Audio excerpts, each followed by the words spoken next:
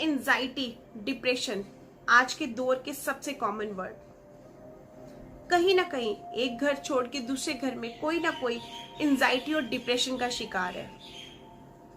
आज मैं कुछ आपको ऐसे टिप्स दूंगी, वास्तु और एस्ट्रोलॉजिकल टिप्स, जिसको करने से आपको कभी भी डिप्रेशन और एंजाइटी को फेस नहीं करना पड़ेगा। और कुछ ऐसे अफर्मेशंस जिनको चैंटिंग करने से आपको लाइफ में फन और इंजॉय रहेगा।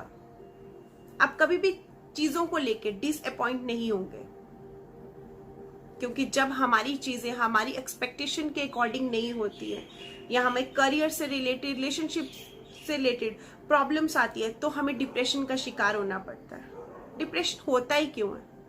जब हम किसी चीज में स्टक हो जाते हैं और हम नेगेटिव थॉट्स को, क्योंकि अगर हम थॉट्स को रिपीट करते रहेंगे नेगेटिव थॉट्स को, तो वो हमारा डिप्रेशन बन जाता है और उसका असर हमारी निजी जिंदगी में मेंटली और फिजिकली दोनों में देखने को मिलता है। हमारे घर का वेस्ट नॉर्थ वेस्ट डायरेक्शन जो इंडिकेट करती है डिप्रेशन को, वो एक ऐसा स्थान है जहां पे हमें नेगेटिव थॉट्स आते हैं। और वहां पे अगर हम कोई भी फैमिली पिक्चर लगाएंगे या हम किसी भी अपने करियर से रिलेटेड कुछ भी चीजें रखेंगे, तो वो हमें डिप्रेशन देगी या हम उनसे रिलेटेड चीजों से लेकर डिप्रेस हो जाएंगे। इसलिए जो वेस्ट नॉर्थ वेस्ट का कॉर्नर है वो डिप्रेशन का कॉर्नर है। तो कोशिश करें अपना जो बहुत कीमती वक्त है और जो ज्यादा से ज्यादा वक्त है वो उस कॉर्नर में ना बिताएं। और उस डायरेक्शन में अगर आप अवॉइड कर सकते हैं तो कुछ भी फन से रिलेटेड, बुक से रिलेटेड या फैमिली पिक्चर से रिलेटेड चीजों को अवॉइड करें और वहां पे आप एक डियर की पिक्चर लगाएं। इसके साथ साथ हमें डिप्रेशन कहाँ से होता है? डिप्रेशन हमारे थॉट्स से होता है और थॉट्स हमारे माइंड से आते हैं। इसलिए हमारे घर का नॉर्थ ईस्ट डायरेक्शन बहुत ही सेंसिटिव डायरेक्शन है। इसलिए हमें नॉर्थ ईस्ट डायरेक्शन पे को बिल्कुल खुला रखना चाहिए। और नॉर्थ ईस्ट डायरेक्शन एक ऐसा डायरेक्शन है, अगर वहां पे क्लटर रहेगा या किसी भी तरह की गंदगी और नेगेटिव ऊर्जा रहेगी या एंटी एलिमेंट्स होंगे, तो उसका असर हमारी मेंटली और फिजिकली दोनों पे मिलेगा। तो कोशिश करें अपने नॉर्थ ईस्ट डायरेक्शन को जितना लाइवली रख सकते हैं, जितना क्लियर रख सकते हैं या जितनी प्लांटेशन कर सकते हैं, इतना करें। क्योंकि वो जितना खूबसूरत, जितना क्लियर और जितना एंटरटेनिंग रहेगा, वो सब चीजें आपकी जिंदगी में रहेंगी। वो क्रिएटिविटी का जोन है, क्लियरेंस का जोन है।